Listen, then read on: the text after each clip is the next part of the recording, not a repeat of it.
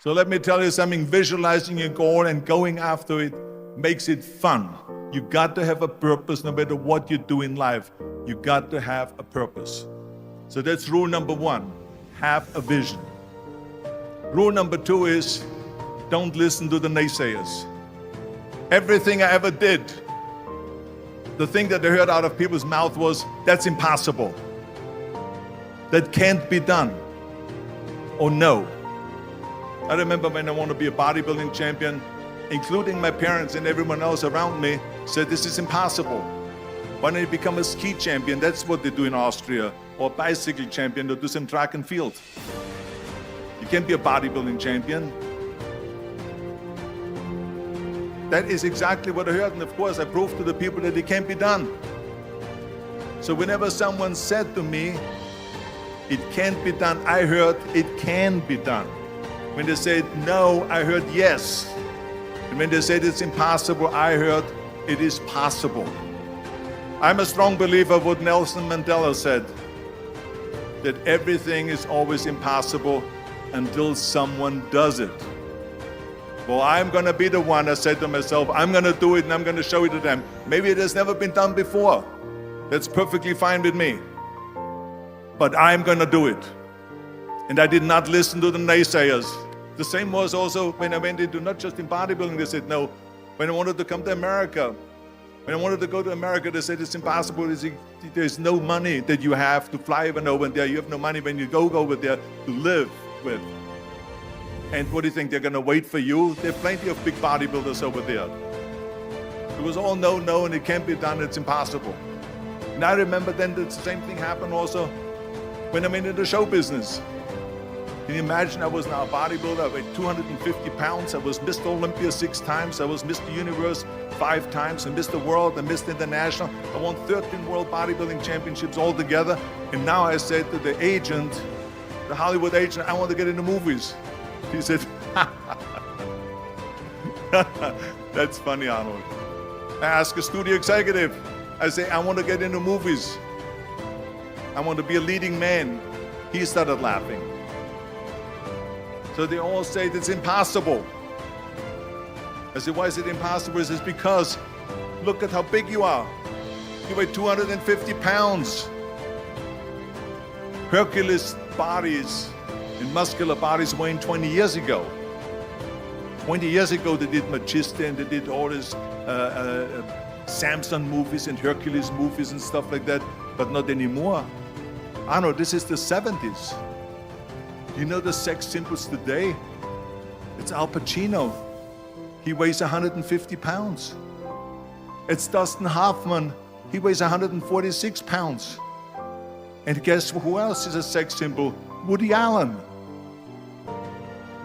So imagine they're telling me now that those are the new sex symbols. So therefore forget about it. And then they told me this, and your accent, even if you reduce all your body weight and everything and have a normal body, your accent. I said, your accent, I mean, it will go give people a goosebumps. With the German accent, it will get people the creeps. They will get scared. He says, no one in Hollywood ever has become a leading man that had an accent. Doesn't happen. People in America want to hear their actors talk like John Wayne, or like Burt Reynolds, or like Clint Eastwood. Not like someone on Hogan's Heroes or something like that. Some Nazi movie. That's the kind of stuff that I heard.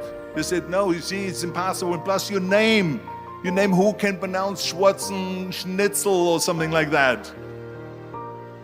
No one can pronounce that, so forget about it, Arnold. This is the kind of thing that I heard. Imagine, you go from studio executive to studio executive, from agent to agent, from manager to manager, and they all said exactly the same thing. Now that's very encouraging, isn't it? But you know something? I didn't give a shit. Because I believed that I can be a leading man. I believed that I could be another Clint Eastwood, or another Burt Reynolds, or another Warren Beatty, or whatever those characters were, Charles Bronson and so on. I believed that I could be those people. I said, there's enough room on that ladder. that I can fit up there. And I looked back again and learned from what I learned in sports. In my case, in bodybuilding. It's all about the hard work that you put in. I said to myself, in bodybuilding, I worked out 5-6 hours a day. I'm going to do the same thing now for acting.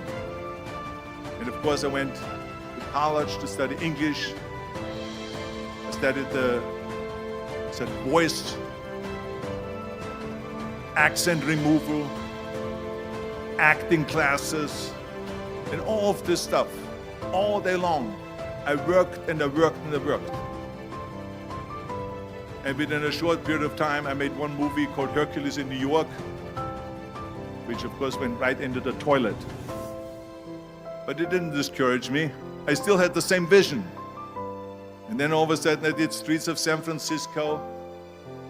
I did Stay Hungry and Pumping Iron and The Villain. And then all of a sudden I was asked by Dino De Laurentiis and the Universal Studio, biggest studio, to star in Conan the Barbarian. And after I did Conan the Barbarian, the director at the press conference said to the press, the director was John Milius, he said to the press, if we wouldn't have had Arnold, we would have had to build one. The very body that they said can never be sold because the time is wrong. A few years later, I'm doing Conan the Barbarian, and it was the #1 hit at the box office when it came out in the summer of '82.